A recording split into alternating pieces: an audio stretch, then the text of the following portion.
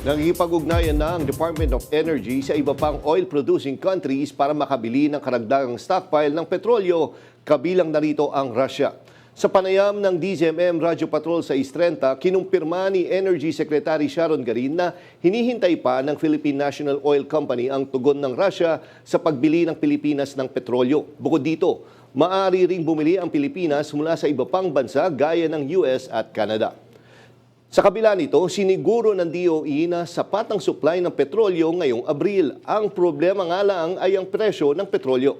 Dahil dito, hinimok ng kagawaran ang publiko na magtipid at iwasan ang hoarding.